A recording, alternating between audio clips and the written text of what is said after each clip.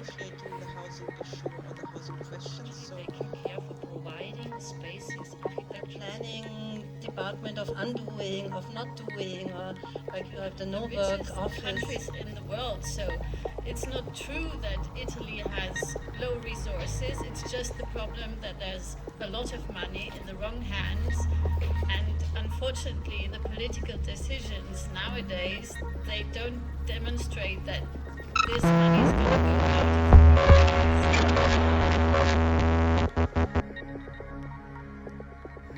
So, hello and welcome to the final assembly. So, whoever wants to take part, please come and take a seat or stand around and do the discussion with us.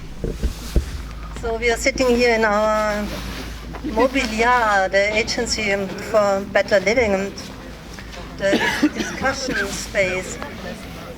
We have been sitting here since the end of June, almost every second week or once a month. So I can tell you what we had, what kind of assemblies we had here as discussion topics. We started with the founding event where we invited you, for instance, and a lot of other social people from Venice acting here as activists, being activists in the city, which is so important in this kind of touristic place. So then we continued with the discussion about new typologies for coexistence of better living. Then the very important assembly about feminist urbanism for better living. Then commoning better living, about the processes of commoning. Then better living as transformation. So what are we doing with the existing buildings? How are we, will we deal with that in future? Economies of better living, ecologies of better living, deprovincializing social housing, desires of better living, and today the so-called Manifesto for Better Living, which is somehow the final assembly. We want to think what we have discussed so far. What is these assemblies? It was the idea to bring together here people from, during the whole summer, people from Rome, activists from occupied buildings in Rome. At every assembly they were here, together with other specialists, architects, theorists, philosophers from Rome, Vienna, and other cities, and it was always an open discussion here. And yeah, we will start with some statements, but maybe I pass the mic to Michael. Want to say something about the topic today? Yeah, the starting point today is something which is obviously impossible to make the round and to come to a conclusion. But we invited different people today, which Sabine will then introduce in details, to again coming from different perspectives and to give some key questions back, not just in the praxis, but also for this kind of constant interrogation, how we want in an evolving societies with changing yearly, not just decade problem, but really yearly with big news which are changing the way how we have to interact with them, these kind of questions. So Sabine, I think you introduce first our guests, and then we open up also to Lorenzo to the wider public questions, and then we start with our inner interrogation. Yes, so beside you as guests, we have special guests here. This is Verena from Beckerath, here sitting right beside Michael. I was very astonished reading your bio, because I know you are an architect, trained as an architect, but you also studied sociology, art history, and psychology in Paris and Hamburg. But then architecture, and Verena is sharing an office together with Team Heide, who was invited here but could not come, unfortunately. We are all teachers somehow. You are also teaching at the Bauhaus University in Weimar, where you have the Department for Design and Housing. And Verena from Beckerath and Tim Heide, their office, in my opinion, is the most interesting one of the most interesting one in Europe, developing new housing typologies. So they did a lot of really new and very unusual architecture and organization principles in Berlin and other cities. Right to her, there's Elke Krasny sitting. Hello, Elke.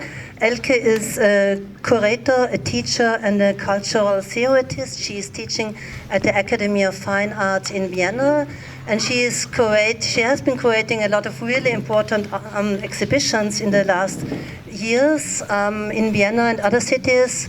Most of them a lot of them in the Architectural Center in Vienna, and always together with a really good publication, an important publication.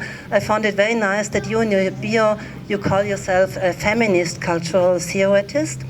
There's right now an ongoing, I think, really important exhibition that you can visit in Vienna. It's about Anubama Kundo, and it's showing a totally different way of how you can practice architecture. And then we have Kurt Hofstetter sitting right beside Elke. Kurt Hofstetter studied at the University for Bodenkultur. What is this in English? I don't know. Life Sciences in Vienna, thank you.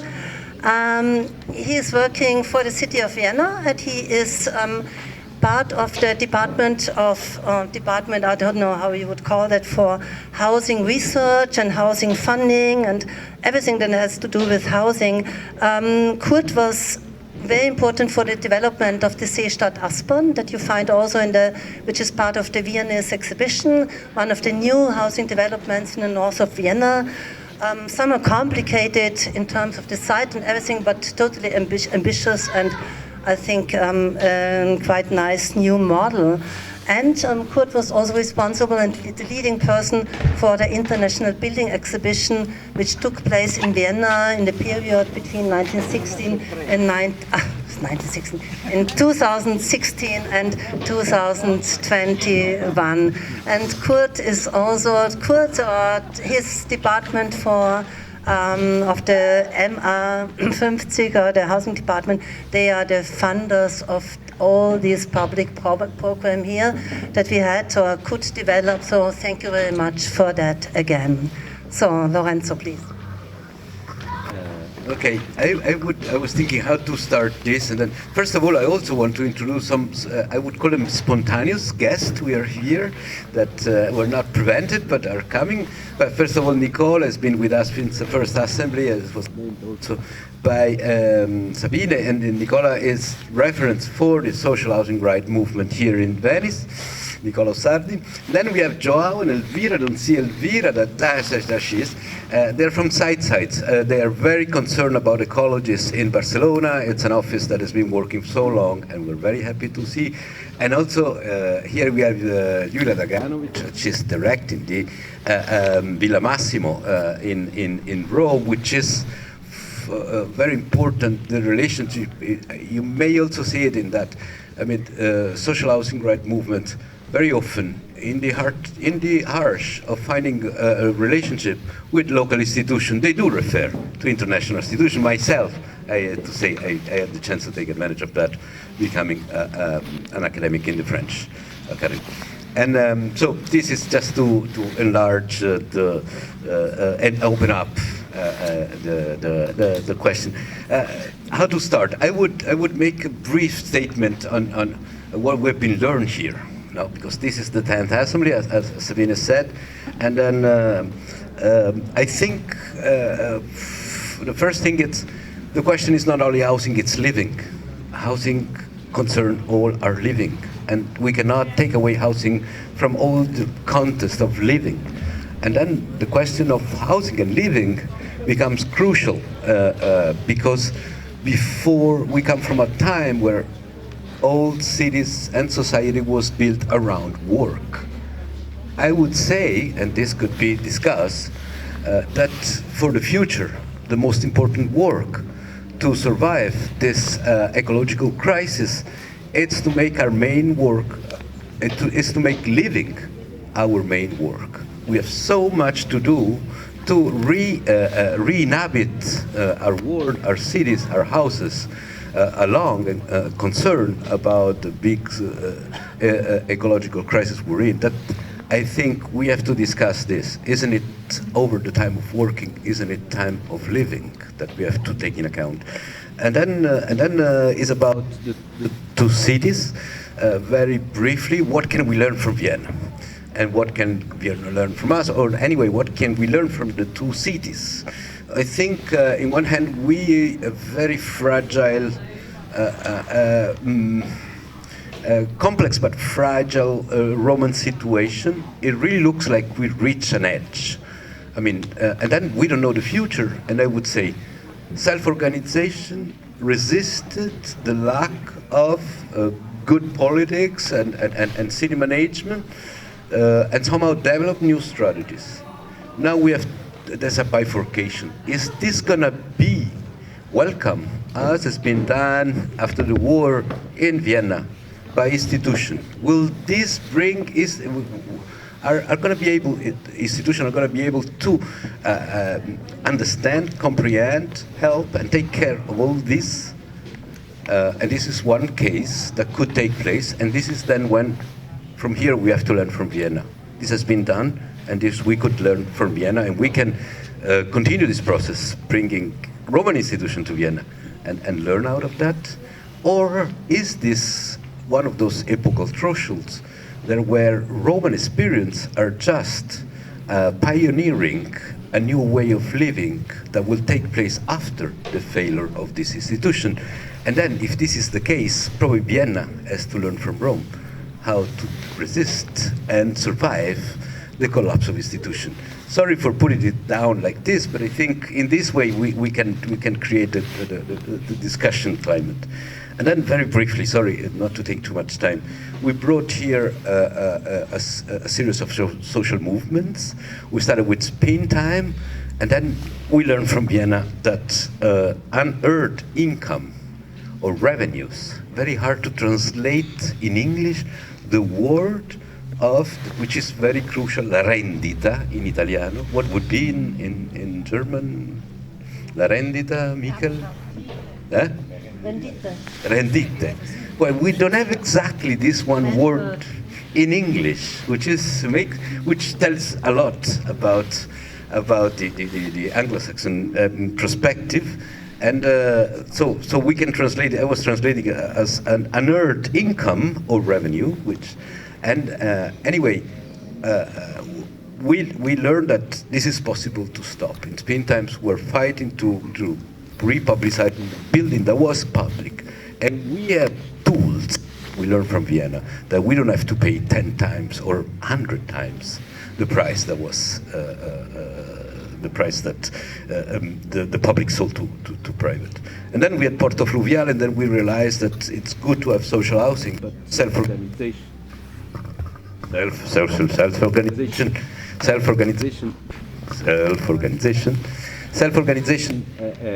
was the tool, and the assembly was the tool through which those complex experiences were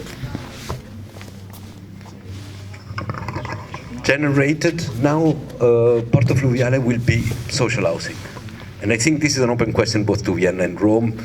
We need to have a place like this in every living experience of our little communities. So how this is an open question also. How to give the place for self-organization. Then we had Quarticciolo, and we learned that you don't sell away public patrimony. You don't leave abandoned public patrimony, but you maintain it, you use it, you reinforce it.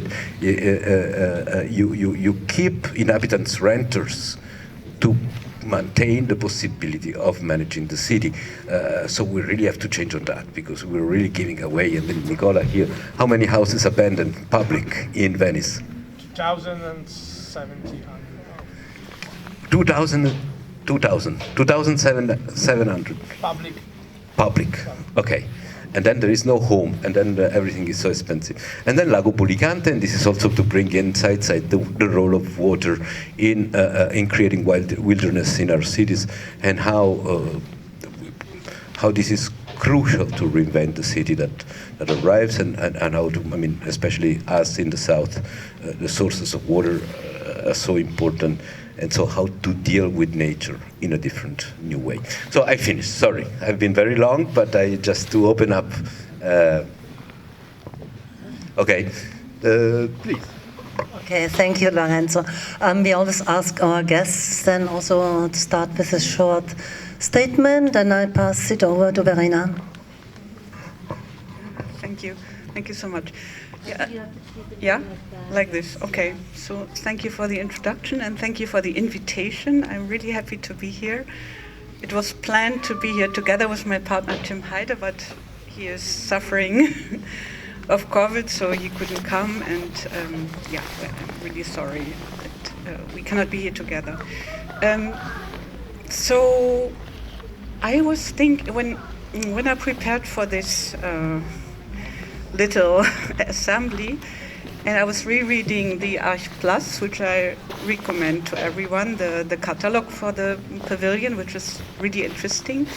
I had the feeling that Berlin, which is my professional background at least, is somehow related to both cities, because when I studied in the 1980s, I graduated in 1990, we still were able to follow the squatters movement, which was still there, but also the IBA, the International Building Exhibition, 1984-1987, which was split in two parts, the Neubau-IBA and the Altbau-IBA, somehow were related to the two topics we have here, whereas the Altbau-IBA was rather involved in keeping existing houses and working with the squatters or people who were already renting apartments. And then the IBA Neubau started a kind of policy approach to social housing. So we still had social housing at that time. West Berlin was totally subsidized, and I think around 90% of the houses were subsidized houses. So it's quite interesting what happened then. After the political change, after 1990, housing was not a topic anymore, neither to architects nor to politicians, and we had to relearn to think about housing from the, I would say, 2000, 2010 years on. And so this is my personal background. I studied in the 80s and started my professional and also teaching profession in the 1990s, and I'm now teaching in the field of design and housing. So what I would like to do is, when I reread the catalog, I found a few topics that I wanted to bring into the discussion. So the first one would be, I'm extremely interested in the role of architecture and the architects when discussing and negotiating the housing issue or the housing questions. So we're talking a lot about the housing issue and the lack of housing and housing policies and so on. But I'm really interested in how we as architects can bring our knowledge, but also how we can learn from changes in society, and how we can improve our approach to architecture and housing. So which typologies for which society? And there's a quote from your text, Hoping for a New Deal, that I want to read. For architect and cultural theorist Bernard Rudowski, a good life was not the result of a specific new construction method or style, but instead of a new way of living, which he saw in reduced yet enriched everyday habits. There's a little mistake, but it's not a problem. In the present, this might mean that we first need to find new ways of cooking, eating, sleeping, and loving before finding new ways to build.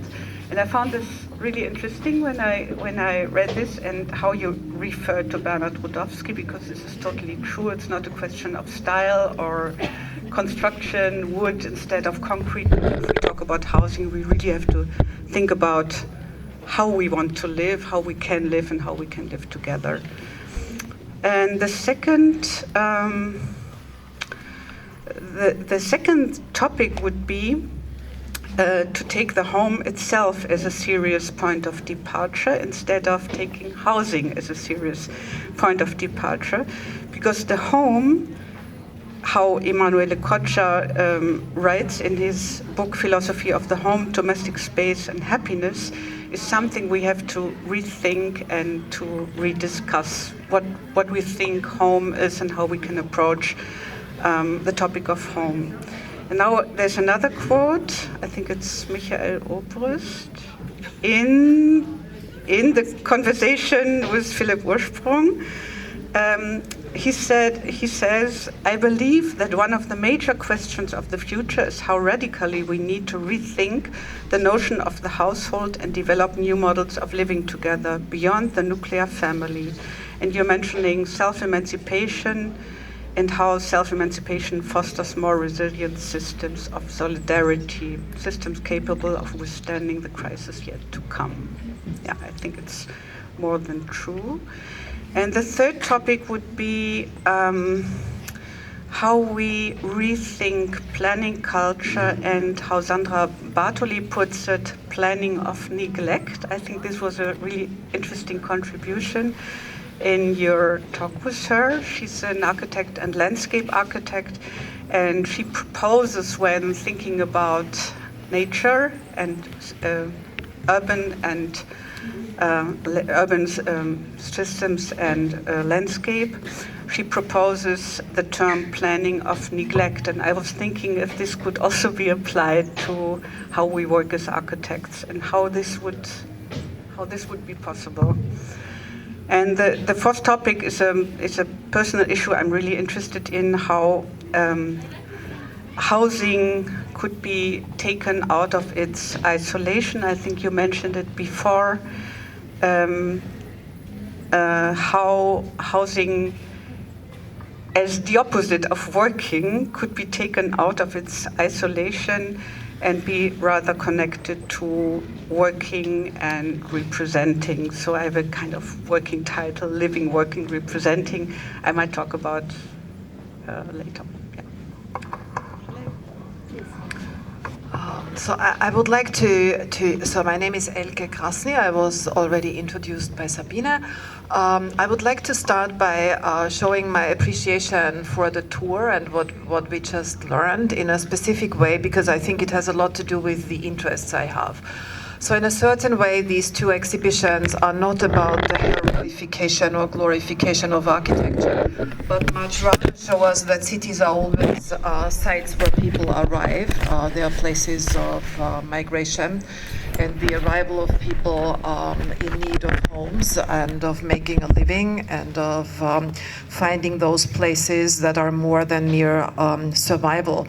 And so in a certain way, I really appreciate that architecture here is not shown as iconic, but as something that is needed.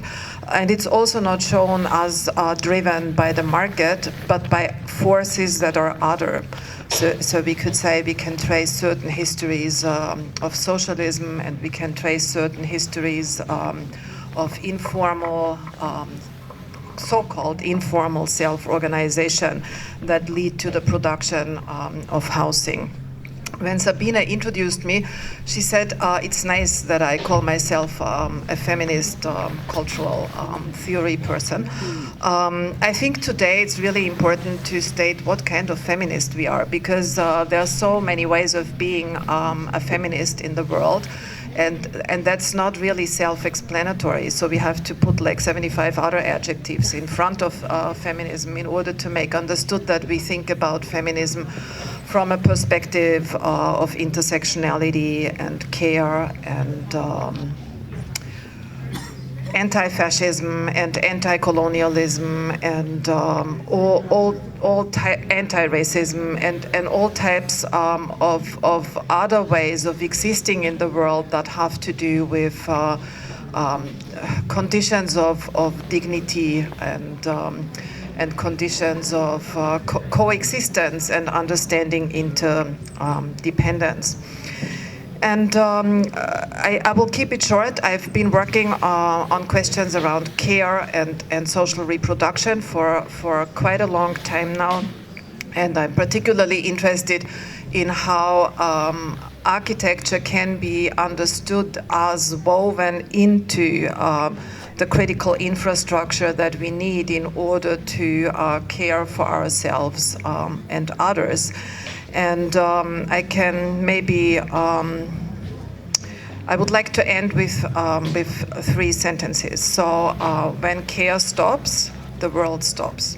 So that has been used by a lot of feminist activists, and I'm borrowing from them. But then I think we should also think about the opposite, which is very much true. When care continues, the world continues. So in a certain way, we really have to celebrate when care continues, then the world continues. And the continuation of care very much hinges on the architecture as infrastructure. And then the last sentence I want to contribute to the conversation, it's not the last sentence, it's the last sentence of this introduction. So the third sentence is, when care changes, the world changes. And I think we can learn a lot from these 2 exhibitions, how architecture has been changing and continues to change, maybe sometimes to the dismay of professional architects, but that's a different story. But let's say when care changes, the world begins to change. And that's very much what I would also bring to this perspective, that care is not just the continuation of what is already existing, but actually can become a very transformative and also emancipatory way of changing the really broken and painful and war-torn world we are living in. And one thing I wanted to add in response to what was said before in relation to work and living. So I do agree that cities have a lot to do with the organization of work and living, but I would say historically cities were really organized around war and not around work. And I think remembering this and overcoming that, particularly in the current political moments we find ourselves in, is really important. Thank you. Yes, that's my turn, yes. When I look at the exhibition on both sides, it comes to my mind that when we talk about Vienna is like the top-down solution, when it started, it was a bottom-up movement, coming from very when it's about especially housing, very capitalistic, very pressured system, and it was organized very quickly. It came into power because it was a political movement at the same time. But the first thing that was enabling everything to be built and to be installed was taxing the rich. That was a very strong and powerful message and method. Of course, in the time, it has become a very institutionalized system, and now we can talk about a top-down system very much, which has quite a lot of advantages because it's reliable, it's working well. On the other hand, you can be very lazy, because even if you are really lazy, somebody will come and help you because you might need something. And that is exactly what I think we can learn from other situations where people do not have such a strong institutionalized system, and you have to help yourself, which is much more creative, which can bring up a lot of energy and a lot of new ideas all the time. And my big concern is when I look at how the world is developing, that we are not trained in communicating like this, and even allowing new things coming up, supporting them, building frameworks, whatever, because we will need it. We can see that our top-down systems are losing the quality of reliability more and more, and we will be very much needing systems where we can rely on people who are just organizing themselves or taking care of themselves more or less, and finding new ways of working together as a society. That's my main topic, and that's why I find it so interesting that it's done like this. It's not two parts, it's kind of the same medal, and it might change again and again. That's just to start with. Thank you very much. Also for this shifting to one very specific question, which was care. And I would be very intrigued also to discuss that further, because on one side, as Lorenzo already mentioned, this kind of discussion between these worlds, and as you said, it's oscillating constantly between organization which might become administrative or an emptiness of administration or weakness, which provokes then islands maybe of resistance beginning and then could become even systematic. In this notion also of care, the second question, and that is also related, if you think about Silvia Federici, the relation between care and money, in terms of the distribution of that, how we take money, which is also an enabler of certain things. Kurt already mentioned in terms of a tax system on one side, which creates certain kind of needs, and right now we are coming in a very specific situation, and therefore Rome, in a certain way, is also the future we are expecting, and a moment which we know already by numbers, also in Vienna, that we have less money for much more complex questions. And for me, it would be really interesting, how can we really make it operative and work? Well, how can we be very concrete to make these kind of things happen? And that goes also to the question of Verena. What kind of structures, literally, can we build with this kind of very low money, and to make it so open for all these questions? And I think it's a very important moment where we, as architects, obviously, and institutions and theoreticians, have to be concrete, because that is also shown by Rome, that independently life finds its way and becomes concrete. But I would be really interested, and maybe the first question also to you both, Elke and Verena, how do you think these new ways of making them? So first, what do we want to make? I mean, what kind of spaces? And how can we put that in a system? And I think that was the convincing moment also when we studied this huge arrival machine called Vienna. What kind of structures enabled certain things, spatially, administrative, etc. And the notion of scaling, I think, is fundamental. So like this third sector of non-profit, how is it orientated, created by scaling affordability and just by scaling? How can we work with these kind of elements, and how we bring them down to, again, to oikos, to the idea of how is the household literally organized new? You can start. We don't know the answer. No, we don't know the answer. Yeah, okay. One thing I could say is that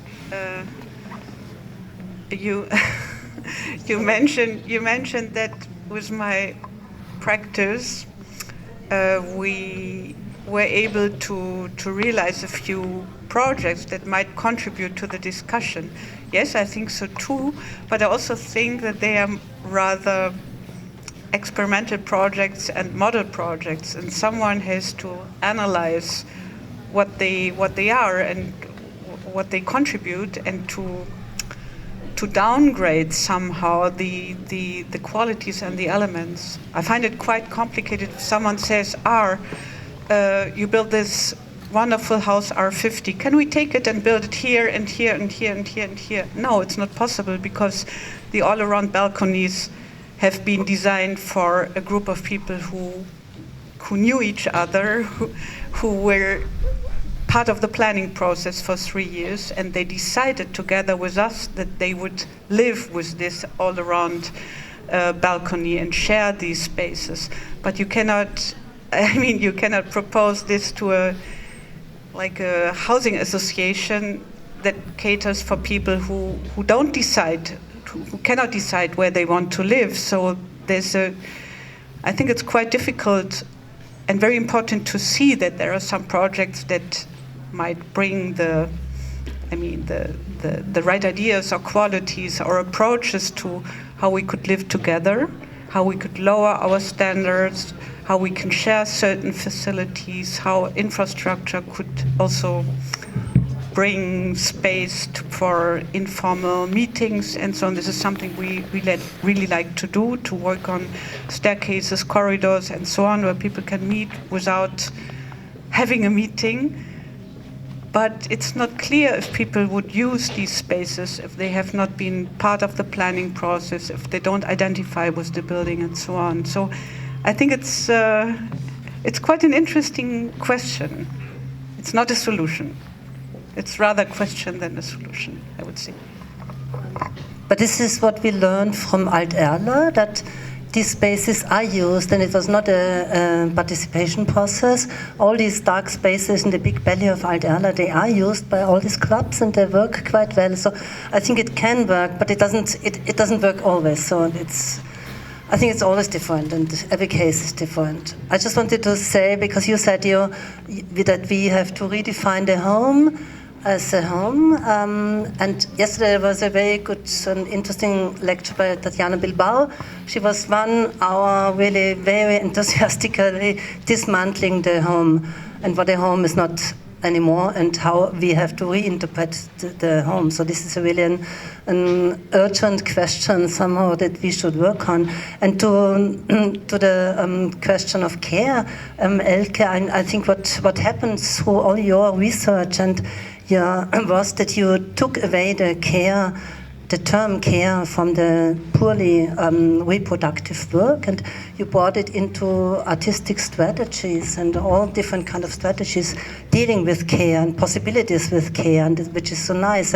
But I still, when I think about architecture, when I think about a housing project that I want to build, maybe, and then I think about care. Okay, what should I do now with that term in terms of architecture, in terms of structure, in terms of is it directly related? Do we have to build these no kitchen houses to really bring in different roles of care work?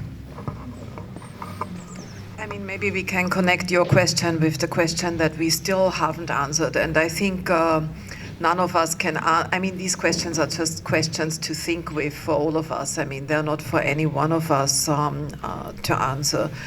I guess what maybe the profession of architecture to a certain degree is learning or understanding at the moment in a specific segment of the profession is that there are no universal answers. I mean that there isn't this kind of replication. So we do something here and then we do the same thing elsewhere, which was very much part of this modernist idea. We can globalize, universalize, export certain functions, typologies, and aesthetics around the world. And I'm saying a very small segment of architecture is rethinking this, because the other answer, so the maybe complementary answer to the one you were giving in relation to Michael's question is that what are the ways for architects, urban planners, as political beings and as citizens to resist the forces of the market and how can they learn with and from each other to do that? I mean, how can architects self-organize, so to speak, and not only those who organize to repair and maintain existing buildings? And then to come to Sabine's questions in plural around care, I guess one of the things that we can always learn from and with care is that care needs are constantly changing. I mean, so when we think of ourselves just as individuals, the care needs we have when we are 5 months old are very different from the care needs we have when we are 85. So in a certain way, thinking with changing needs and how to make space for these needs that all need to be sheltered in a certain way. So all these beings, regardless of their age, they need to have homes and they need to coexist with others. And that's not a new thing. I mean, so for decades and maybe even centuries, those concerned with the production of architecture have been thinking about humans, but maybe thinking about them in different ways, that they're quite different from each other, that they have differentiated needs, and that buildings maybe need to be able to adapt better to such needs or to allow for more adaptation along the way. I think this is one thing. And what I really liked about your answer is the creation of spaces for doing things like we do here. I mean, so to be forced, I mean, gently forced, invited to be in conversation and to maybe exercise our social muscle a bit more. I mean, so in a way we live, as we also discussed today in the morning, we live in a very hyper individualized, consumption-driven, relentlessly competitive societies. I mean, they're different wherever they are, but they share certain characteristics that are actually not very friendly to these selves that need to be housed and that need to have a home to also, in a way, have a certain opportunity to find rest from a world that is filled with pressures. And so maybe coming back to your care question, strengthening the understanding of interdependencies also spatially, and maybe revaluing the care work. So I would say the solution to care work is not to always find others to do it for us, badly paid or not paid, but to actually shift maybe also the spatial understanding that care is actually something that should be super valued, because without care we cannot be, we cannot exist. So it's an economic problem, I know that, but maybe we could make that also a spatial concern in a different way. Can I say something? You remember our little discussion a few weeks ago, and in this discussion, Elke had a talk in Berlin. It was a book presentation. And that's where we met a few weeks ago. And then I think I said, I found it so interesting what you said. I said that the problem with architecture is that if we are commissioned as architects, we are somehow forced to finalize our work for all kinds of reasons. And the last one is maybe insurance. So we would not be insured if we would not show that we have finalized our tasks and things. And if we question this way of working and finalizing and delivering a product like architecture, but rather think about taking care for a building and the people who live in the building and leave space for appropriation, but also maybe come again and help to adjust things that don't work or should be changed or so on, would be a really interesting concept. And I have friends who are gardeners, and they say they don't take commissions where they are not commissioned to take care for the gardens 4 years from the date of finalization. And I thought it would be so interesting if we as architects would be commissioned, like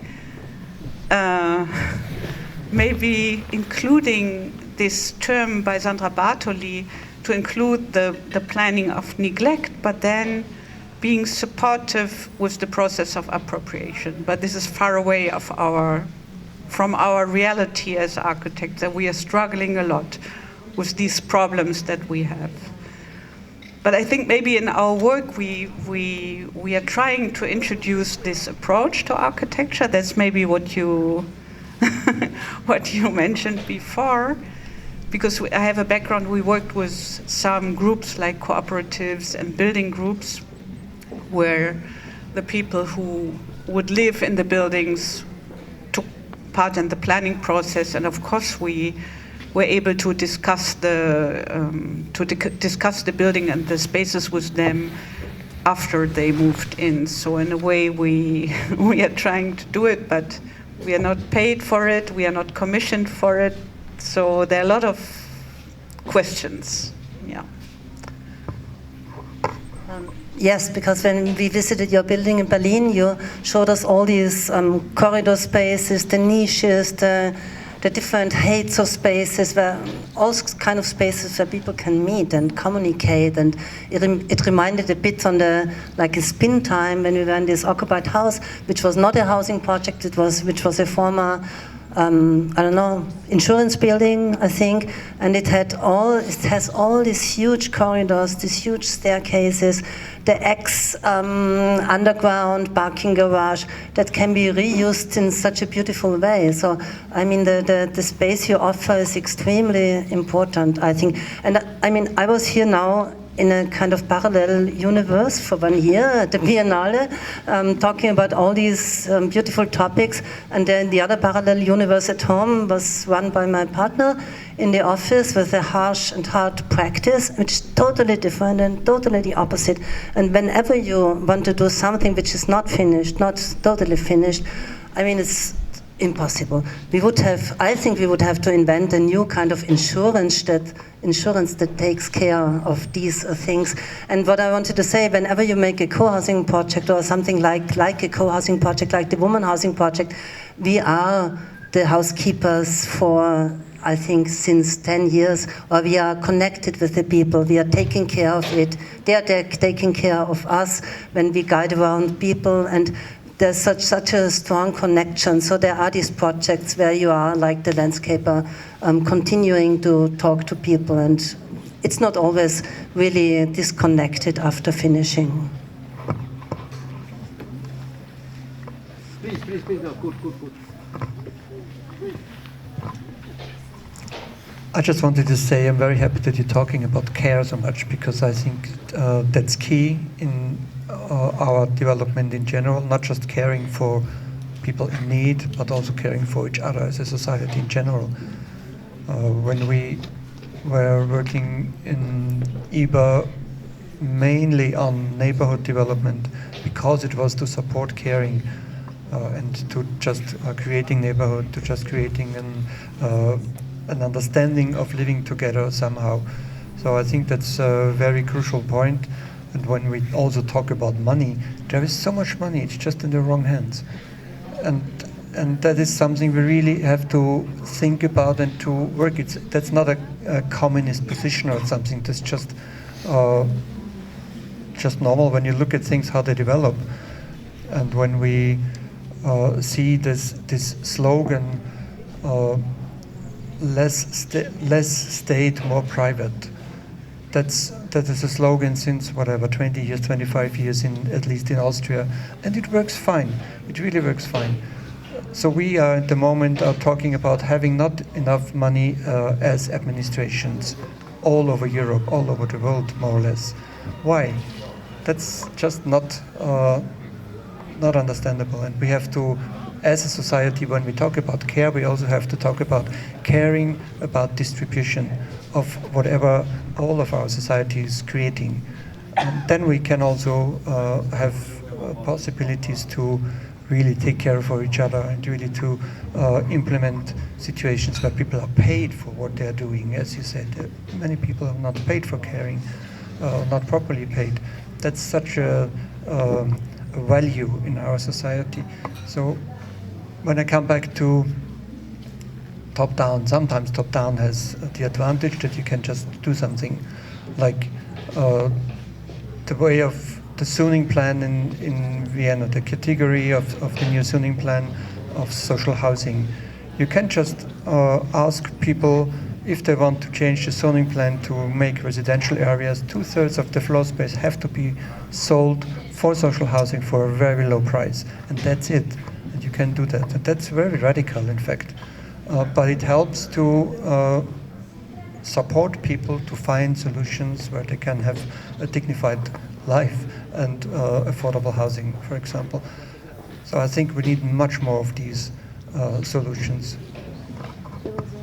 Please.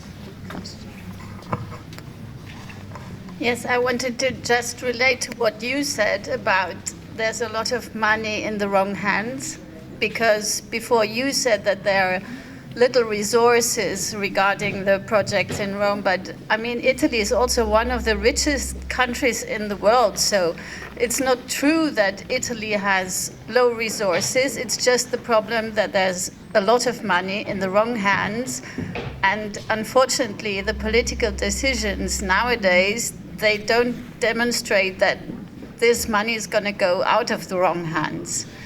And there's a lot of money getting lost in Rome, which could be canalized and used in a much, much better way. So this is true. Maybe I jump in on that, because of course this is true. I mean, if we think investments in Rome, there are huge investments. No?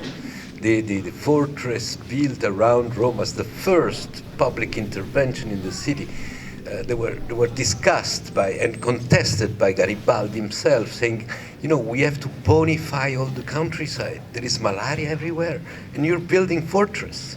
And they spend a lot of money, and these fortresses were obsolete before ending. No? So this is not only being in the wrong hands, but doing the bad thing, because the ends were right. The end of public, that was investing. So we really have but this also opened up a question on indeterminacy, which is something Elke came up with, and I am very interested, and I would put it aside to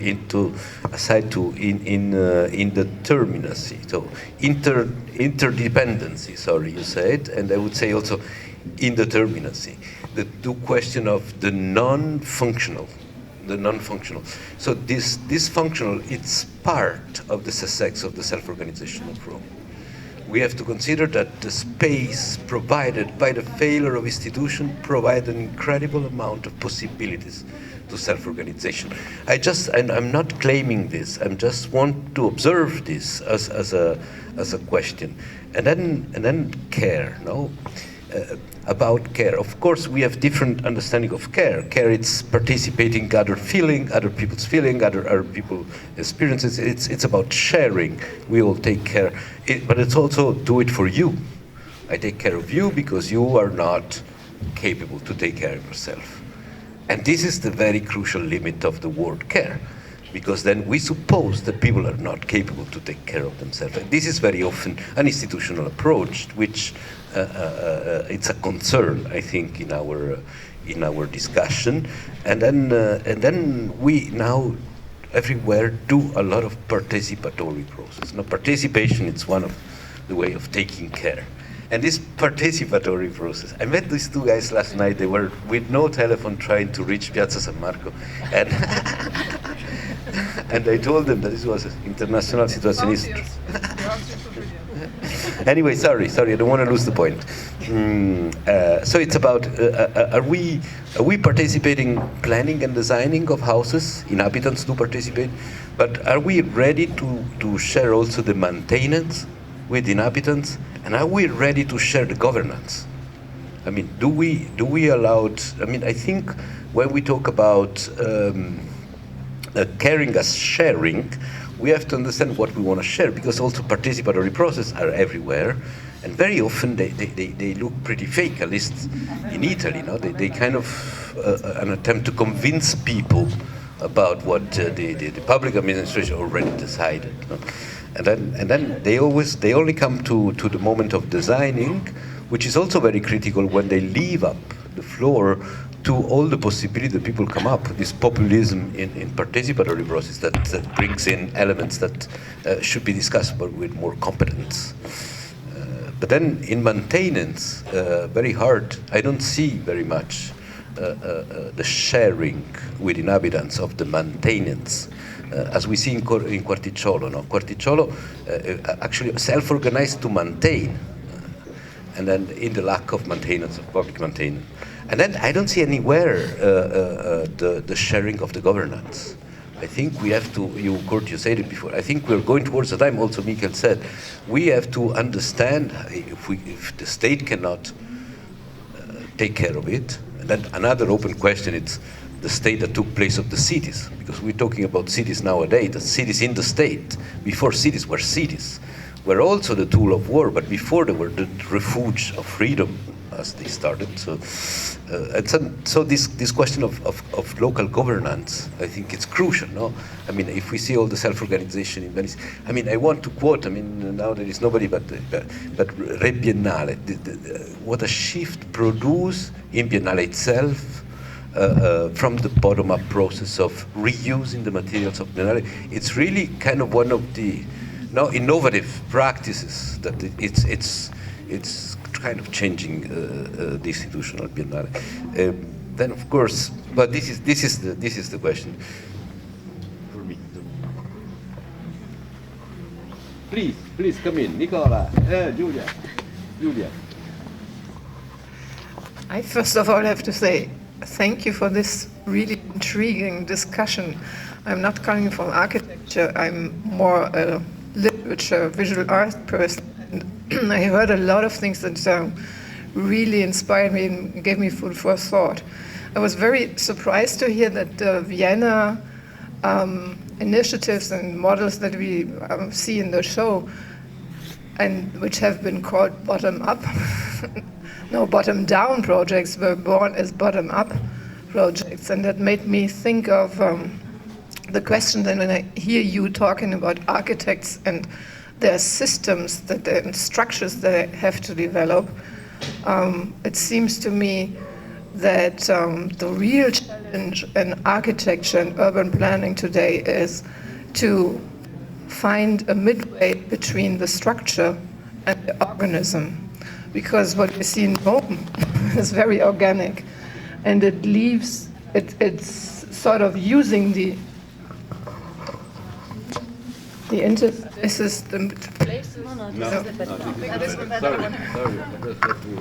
It uses the unorganized, unplanned, or non-functional places, and maybe one of the challenges is to leave in the system places that can be self-organized and reused.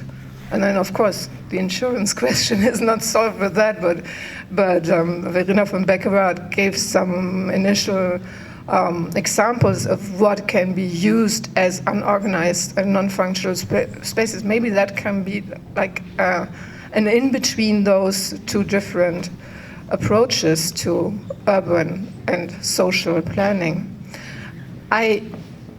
One thing that bothers me in our discussion is the use of the word care, because care, and you brought it to a point that you said we take care of others.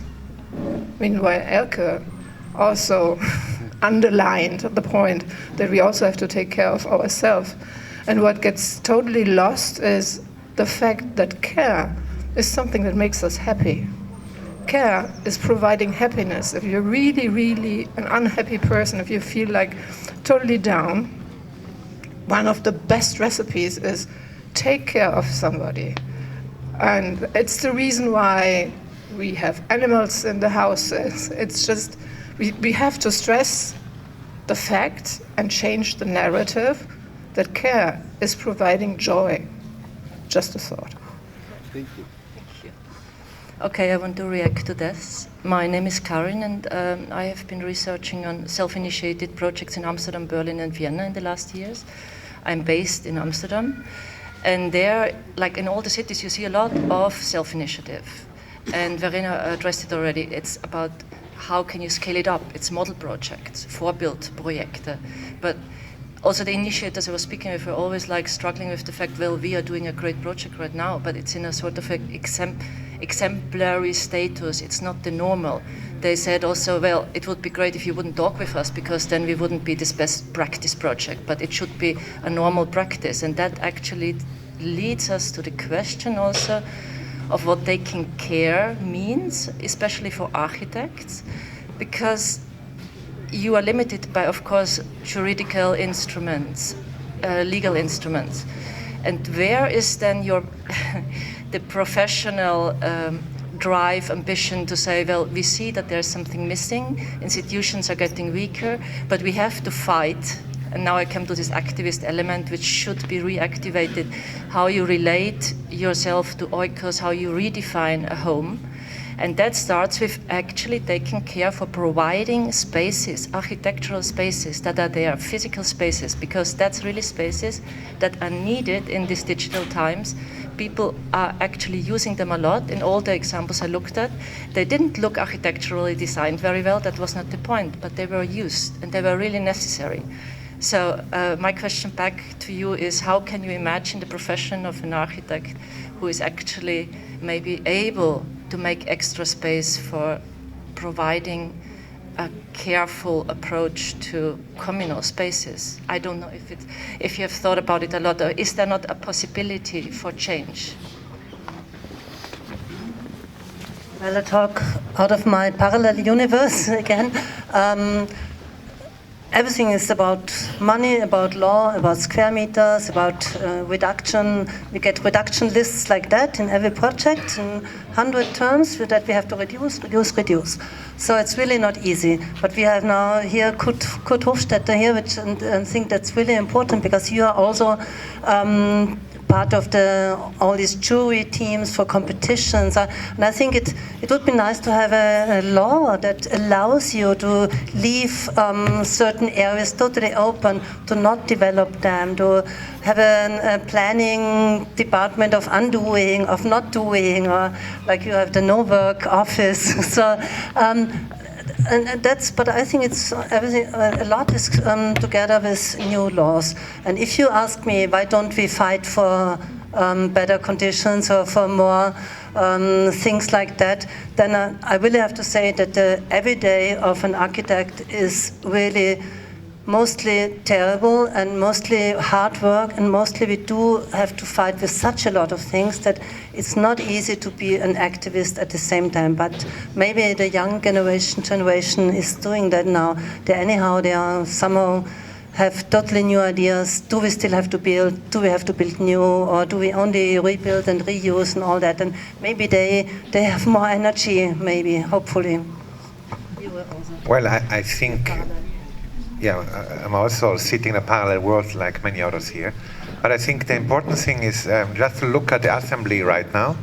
So it's 2025. 100 years ago, if we would have sit here, there wouldn't have been any female architects.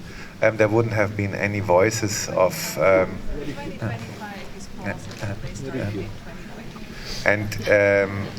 it was, and I think the interesting point is exactly that. The complexity is shifting, and it's getting more and more. And I mean, there was the term of Giancarlo De Carlo, which was resembling a little bit that what Kurt said. Why has social housing to be cheap? So first of all, it's a question. We have huge military budget, which might be also responsible put in places, but nevertheless, as Vienna also shows, a certain kind of caretaking also provides a certain kind of security, which then takes away money where you need police forces, etc. So it's a very complex system, or that what also in this kind of social movement tentative, also in Springtime, to show the values, the social values that the house generates, also to convince the public information how many kids are going to school, how many cultural things are produced in this kind of new system of house organization.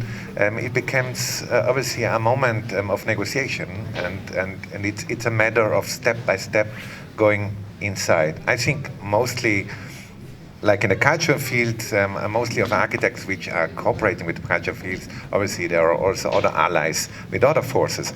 But normally, the architecture world is made of people with determination and empathy at the same time. So I think there's an element also there, and it's like in the cultural field, the works of self-exploitation. But that's obviously not the solution. So in that sense, I think the people operating in that makes it for me so difficult, are already in a certain kind of vibe shift since, let's call it 70 years. The problems are structures. And for me, that's the same question is going to the idea of money, which means tax system, which should become differently. I have no problems if on social housing is written financed by Google. But I think we should really go there where the big money has to take responsibility, or not just city administration, but the exploitation starts with big companies drying and sucking us out, and that this paradox that big data could also be, the way to brief quite in a just way how much they exploit and how much it could be given back. I think it's a matter of politics, or like Kurt said, it's a matter of us as political subject taking position. I think it's really, really hard with. Also, we have to see architects' office as entrepreneurial models as well. They have to survive in a quite capitalist system. Again, a lot of them working on self-exploitation, but nevertheless, the system itself, it's already a problem. But there are new rules which give me hope, and there is even in Germany the Phase Null, which has been discussed and has even become monitorized. And I think it's a step-by-step change.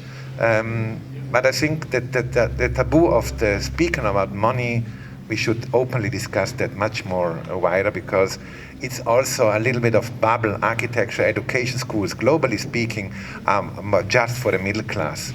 And nobody else has this kind of possibility to enter certain kind of universities. So for me, the question of housing and the subjects in that are interrelated with the possibility of education to be part of a system. And if education, like housing, becomes unbelievably expensive, we have a completely different society. And I think in that sense, we should work on different paths to get to the complexity. But I'm very hopeful as well, because a lot of things have changed. I would say I really agree that architecture education could need a little bit more economic training, in the sense that there are other economies that are different from capitalist hegemony, and understanding them better could be great. I also think we don't have enough queer feminist developers. I mean, it's nice to have allies in the cultural field, but typically they are not the ones with big money. I wanted to go back to what Karin was saying before, that these spaces are really needed, the spaces for organizing, for self-organizing, for understanding that in order to live with buildings, they need to make space for us to actually live there. And living entails change, so in a certain way, and activities and agency, to come back to your agency for better living. And I think sometimes it's maybe also the task of scholars to provide certain insights, to provide evidence of usefulness. So why are these spaces useful?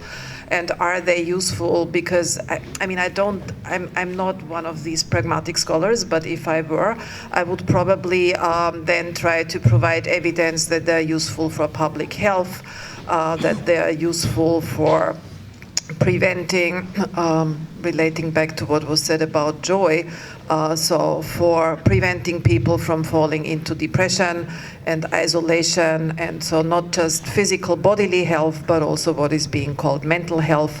So in a certain way, the cost for health, which states really fear at the moment, and the demographic developments, and bringing this into the usefulness of these spaces, then I think we would have a very different discussion around them. So as I said, I'm not this kind of scholar to put the kind of price tag and value system into this, but I think it would be really useful to have it.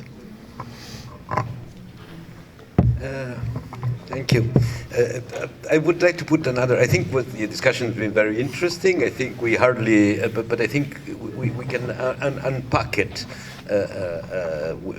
taking a little bit of time. I want to put a word aside, care, that has been very crucial. And also, Elke, first words were when chaos ends, the world ends, and when care ends, the world ends. So we need both. And then aside of care, what is the other word that allowed us to fight chaos? I think it's struggle. I think we need to put struggle in the core of the vocabulary for change, because we cannot just give away the possibility. We have to fight for it. And I think the fighting for it provides the space. Otherwise, the space is not there sitting for you. And I think care and struggle, they should work aside. And we have a hard time to admit struggle as a possibility. In the public discussion, it seems that everything should be somehow given nowadays. I think we have to bring back struggle, and I think we all have to struggle back our spaces, and also to struggle for decolonizing our way of living, starting from ourselves and the way we share with others. So I wanted just to add this one word, and then there are so many other things, but I don't know if there is more intervention maybe from... Yes. Why? I'm a little bit shy, so I got to... Can you introduce yourself? Yeah. I'm Nicola Sardi. I'm a member, one of the co-founder, and a member of ASC, that is Assemblea Sociale per la Casa, Housing Social Assembly. We were born in the 1999, and we start just to take care about us, to provide care to us, because we have we searching for some rights to us, to living better like activists in this city.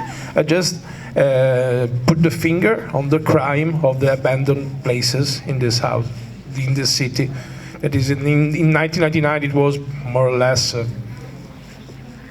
2,000, still 2,000, because it's just the number of the abandoned houses of the popular houses in the municipality of Venice. We think about there's 11,000 houses, and 2,700 are empty, completely abandoned. Some places also from 30 years. So it's just amazing. And we just provided to give care to us, and because we put the finger both on the abandoned places, but also in the beginning we called ourselves ASC, but Agency Social Housing, because we just make some struggle against the real estate agency in this city, that they were not so useful for the student that want to take some apartment in Venice, but they made some speculation on making grew up the price for a room that we think about. We talk about 400, 500, 600 euro for houses, for a room for a student. So you can guess that is very, very difficult to find houses for a student that want to stay here, and it's finally it's a resident in this city, because in this city we have 50,000 students that stay here, that spend their money here. They live like a resident, but they are not recognized as residents. but the care changing, like the world changing, and we think that our care has to become something for the other, a care for example, the impaired, I call in this way, impaired middle class. So people that could permit a normal rent until the crisis of 2008, but after they were too rich for a public houses, but too poor for a private houses. And then these people come to us and knock to our door, say, okay, I'm ready to make a real struggle. I'm ready to commit a crime. I'm ready to squat on empty houses. And it's just a right. I apologize for the game of words, but it's just something that everybody has to do. We cannot be kicked out from the city, as we say with Lorenzo, only because people are not allowed to go into classification of graduation for public houses, but they are not allowed to spend 1,200 for a 60 square meters apartment in this city. So we just made some brand new occupation. A lot of people that were classified like middle class but could not permit our other rent come with their families. So we transform ourselves. We were not anymore only students, only activists, but we were the people, the citizens. And the point of view of care is very, very interesting because when we go in a quarter, we don't only renovate the houses, but we just make a work of renovation of the quarter. We have done in 2013 30 occupation in the island of Giudecca. That is just the biggest example of how the political on houses falling down in this city. We come in a quarter that is called casette, little houses. It was a completely abandoned quarter. So you can guess that when 30 families want to go in a quarter, it's clear the idea of transform the quarter in something that has a brand new life, something that will take some hope to the island, but also to the neighborhood. So our care is a care of for the neighborhood. During the COVID, the pandemic COVID, we just make a manifesto that is another funny game of words. Virolution. It was an acronym of a revolution, but it's vir with the first part of virus. Virolution. So it was care, solidarity, revolution. What it was our work. We just take care of people, of old people. That Venice is very, very, very, very old people, old city. A lot of people, as from 60 up. We talk about the half of the city is old people. So when we go in a quarter, we take care of people in the quarter that could not move themselves, that could not go to a supermarket, that could not sustain some little works inside the squatted houses. So we just make a sort of relationship with the official neighborhood and with the squatting members of the houses. We think that the care of the city pass through the care of them ourselves, but also from the care of the citizens that live the city.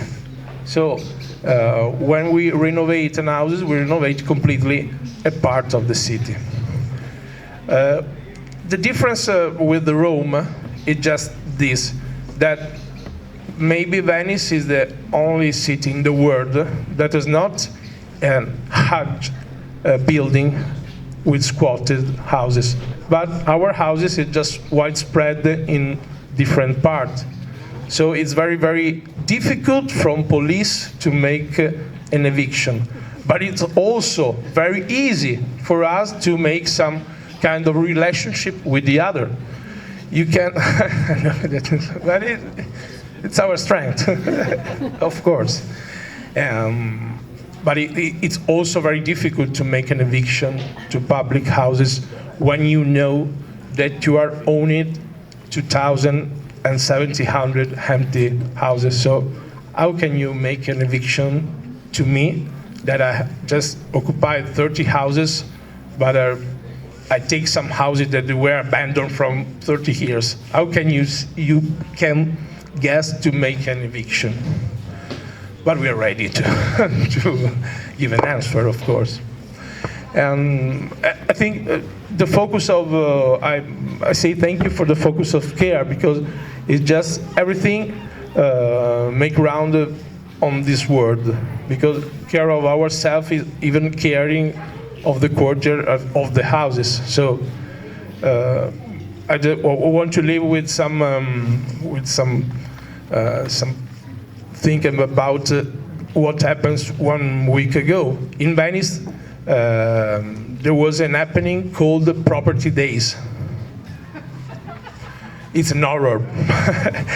So a lot of managers of all the, even all over Europe and other, just try to teach to other small managers how to improve their rendita, that doesn't exist, but from having houses, from having an hotel over houses, and how to transform houses in a better B&B that makes money. And one of the parts, it's very funny, because one of the parts, in Italy we say when we are young, and our mother doesn't know at what time we come back home, at what time we leave home. They say, oh, this house is not an hotel. Just because you cannot coming back every day, every time you want. One of the points of these property days where this city is an hotel. So we cannot not struggle against these things. We cannot say stay strong, stay calm against this thing. We just came to this building in Mestre, and we say after there was a lot of police in front of us, and we say, you are killing Venice. You are killing Venice, because in the moment that everything is falling down, the inhabitant is going down and down, you say that this city is an hotel. So this is the situation that we have to force we live with, but our struggle keeping going on and on. You should give out or publish a handbook how to occupy a city. Last time you introduced yourself, you said you are also a sportsman and you are a basketballer, which was very interesting, because you said, you are playing basketball with kids. Kids from the occupied house or kids from the street or whatever, and it was very interesting because you said that sports and basketball is for you a tool to communicate with the city, and I thought that's very clever, because we need these new tools for communicate with the law, with the city, with the developers, and maybe it's new practices. And it brings me back also to the question that you had in the beginning at your statement, Verena, that you talked about that we need new practices of living, and so we don't need new houses. So maybe to quote again Rudowski, so how can we change the practices of living maybe, and that's also maybe how can we change these tools. I would like to add something. We talked a lot about care, but maybe maintenance only came up once or twice. But I think the maintenance issue is really important, and especially in Venice, and I think you're very successful in promoting the maintenance of all these buildings. I've been involved in the Cassette project with the German Pavilion 2 years ago, so I know a little bit about your organization. But I also would like to maybe to tell one story. There's a big housing estate from the late 1970s in Berlin. It's called the Palaceum, but before it was called Sozialpalast. And it's really good architecture. It's done by Savade and some other really interesting architects when it was built. And it's also interesting because it involves a bunker and is a very special building. But it was really run down in the maybe 90s, 2000s. And the then city architect proposed to take it down because it didn't work. It's too big. People don't identify with it. Nobody wants to live there. It's dangerous, drugs, and so on.